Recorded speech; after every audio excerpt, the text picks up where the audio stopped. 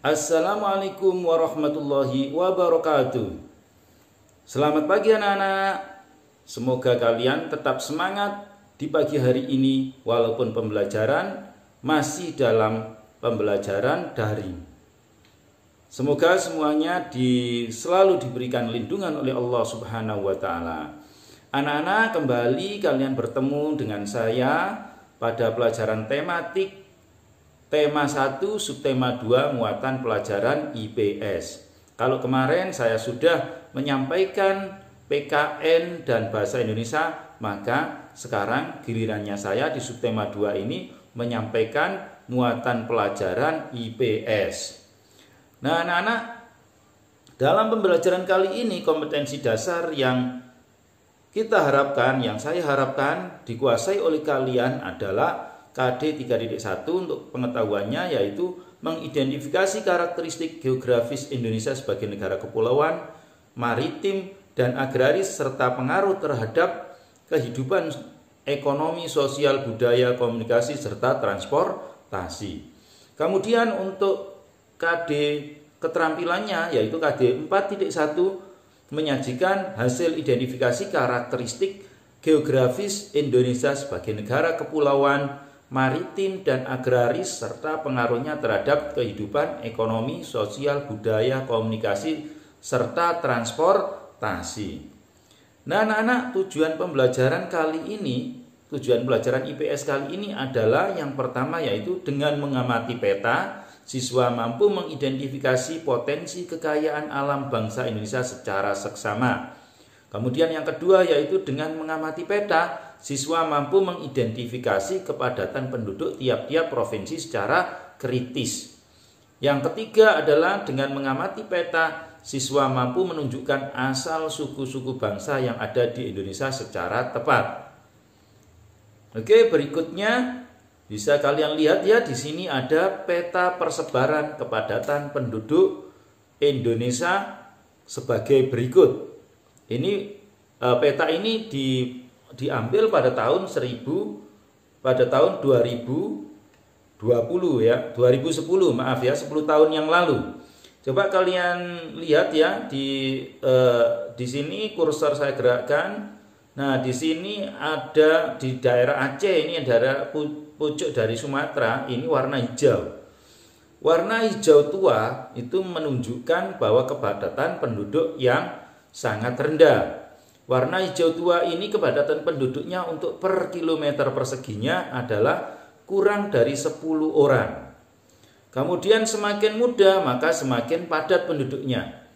Ya, untuk berikutnya juga kuning, oranye itu menunjukkan bahwa kepadatan penduduknya semakin tinggi. Kalian bisa lihat di buku kalian, di situ ada keterangannya ya. Nah, di sini yang merah itu adalah kepadatan penduduk yang paling padat, yaitu berada di daerah DKI Jakarta. Berapa kepadatan penduduknya Pak, anak-anak? Kepadatan penduduknya yaitu lebih dari 1.200 orang per kilometer persegi. Jadi sangat padat sekali anak-anak ya, daerah ibu kota Jakarta. Makanya sudah sewajarnya ibu kota dipersiapkan untuk pindah dari Jakarta. Ya, dipersiapkan, direncanakan tahun 2024 nanti penduduknya ibu kota Indonesia akan pindah ke daerah Kalimantan. Kenapa? Karena salah satunya adalah tadi kepadatan penduduk yang sudah sangat padat. Sehingga Sehingga untuk melakukan pembangunan, kemudian untuk melakukan untuk efek dari dampak lingkungan dan lain sebagainya itu akan sangat berat, sehingga perlu dilakukan pemindahan ibu kota. Nah, itu ya anak-anak, kalian lihat di sini, kalian bisa pelajari ya, kita di daerah Jawa Timur bagaimana kondisinya. Daerahnya daerah oranye, di situ ada berapa kalau oranye? Nah, kalian bisa lihat ya, di situ ada sekitar 800 sampai 1.200 orang per kilometer persegi. Cukup padat juga anak-anak. Contohnya kalian di Gresik ini sudah sangat padat sekali ya. Kalau penduduknya padat, otomatis otomatis kebutuhan perumahan akan sangat mahal. Kenapa? Karena lahannya sempit, penduduknya sangat banyak. Belum lagi nanti masalah pekerjaan. Sehingga kepadatan penduduk itu akan meningkatkan akan menyebabkan beberapa dampak sosial. Di antaranya adalah kelangkaan kelangkaan lapangan kerja. Kenapa? Karena lapangan kerjanya sedikit, penduduknya sangat banyak. Kemudian juga lahan yang dipakai untuk tempat hunian atau dipakai untuk rumah itu juga akan sangat sulit. Kenapa? Karena penduduknya sangat banyak yang membutuhkan rumah dan lain sebagainya. Nah, begitu pula juga dengan fasilitas-fasilitas yang lain akan sangat sulit. Kenapa? Karena seperti tadi, penduduknya terlalu padat, sedangkan daerahnya hanya segitu saja. Daerahnya tidak pernah bertambah, sementara penduduknya bertambah, tambah banyak. Nah, makanya anak-anak, beberapa program pemerintah diantaranya adalah program untuk memindahkan penduduk yang biasa disebut dengan transmigrasi. Kenapa kok perlu transmigrasi? Karena kalian lihat ya di situ, kalau kalian lihat di daerah Papua misalkan, di kepala burung di daerah Papua ini masih hijau tua, berarti kepadatan penduduknya sangat rendah. Bayangkan, kepadatan penduduknya hanya di bawah 10 per kilometer persegi. Bayangkan dengan Jawa Timur yang masuk di dalam peta oranye yang kira-kira 800 orang sampai 1.200 orang per kilometer persegi. Nah, sangat banyak sekali. Kalau penduduk itu terlalu padat, akan terjadi dampak sosial, kesulitan pekerjaan dan lain sebagainya. Tetapi kalau penduduk itu sangat rendah, juga akan ada dampak sosialnya. Apa itu? Yaitu pembangunan akan terhambat. Karena apa? Karena sumber daya manusianya sangat sedikit, sehingga pembangunan akan terhambat. Makanya pemerintah untuk menyeimbangkan daerah-daerah yang padat dengan daerah-daerah yang jarang penduduknya dilakukan tindakan yang namanya transmigrasi. Nah, itu ya anak-anak. Nah, berikutnya adalah bisa kalian lihat di papan tulis itu ya, ada peta persebaran suku bangsa yang ada di Indonesia. Nah, seperti yang kalian ketahui anak-anak, tadi kalian sudah membahas tentang kepadatan penduduk. Yang paling padat ternyata adalah di Pulau Jawa. Nah, apakah di Pulau Jawa itu hanya orang Jawa yang mendiami Pulau Jawa? Kalian bisa lihat ya, di sini di Pulau Jawa terutama itu yang merah muda atau yang pink ini ya, yang pink ini adalah menunjukkan bahwa peta penduduk atau peta suku Jawa. Nah, suku Jawa sangat banyak, hampir mendominasi di Jawa ya, di Jawa Timur, Jawa Tengah, dan sebagian kecil Jawa Barat. Kemudian berikutnya yaitu di daerah Jawa Barat ini juga ada suku yang disebut dengan suku Sunda. Kemudian di DKI Jakarta ini, hijau kecil ini adalah suku Betawi. Nah, kemudian di Jawa Timur ini ada yang merah. Ini Jawa Timur di Pulau Madura dan di daerah Tapal Kuda. Di daerah Tapal Kuda ini ada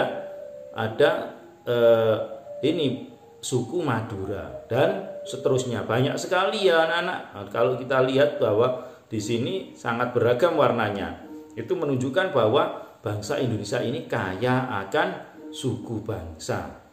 Nah, kekayaan suku bangsa itu termasuk adalah kekayaan budaya kita anak-anak.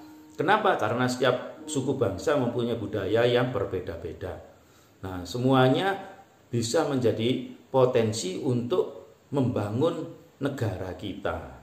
Nah, anak-anak, itu pelajaran IPS hari ini ya, pembelajaran IPS hari ini yaitu ya bisa kita simpulkan yang pertama yaitu tentang kepadatan penduduk. Kalian bisa pelajari lagi, kalian bisa lihat peta di buku tema kalian.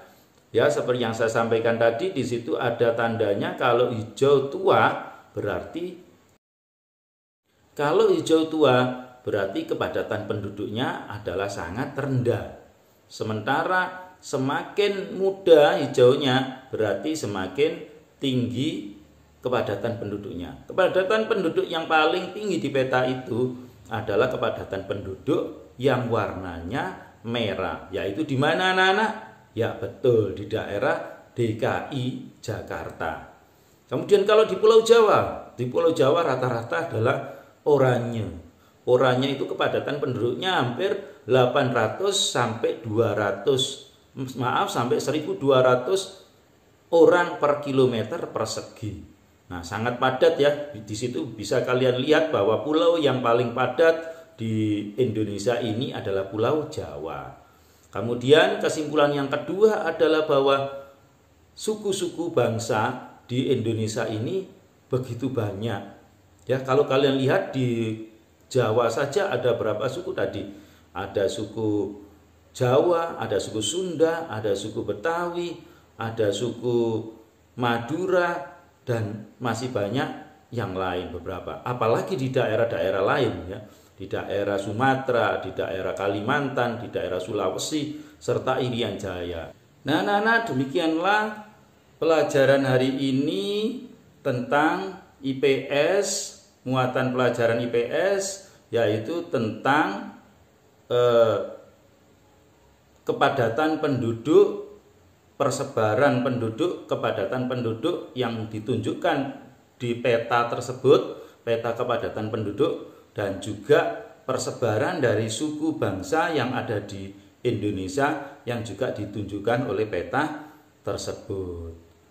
Nah, anak-anak, saya ulangi lagi ya, tetap semangat dalam pembelajaran daring ini, dan kita selalu berdoa supaya pembelajaran daring ini, supaya pandemi ini segera berakhir dan kita bisa kembali ke sekolah. Jangan lupa anak-anak ya, tetap belajar, dibaca bukunya, kemudian juga kalian harus berlatih, soal-soalnya dikerjakan. Kalau di situ ada soal, ada diskusi, kalian bisa kerjakan. Kalian bisa diskusikan dengan orang tua kalian, karena kalian tidak bisa keluar ya, kalian tetap di rumah, tidak boleh main terlalu jauh, jadi kalian bisa berdiskusi dengan orang tua kalian. Lah, mengenai tugasnya bagaimana Pak? Oh, jangan khawatir, nanti akan saya kasih tugas ya, di kelas saya nanti kelas 5U1 saya akan ngasih tugas, di kelasnya ICP nanti Bu Happy akan ngasih tugas, di kelasnya 5U2 kelasnya Pak Medi, wali kelasnya Pak Medi, guru tematiknya Pak Medi juga akan memberikan tugas.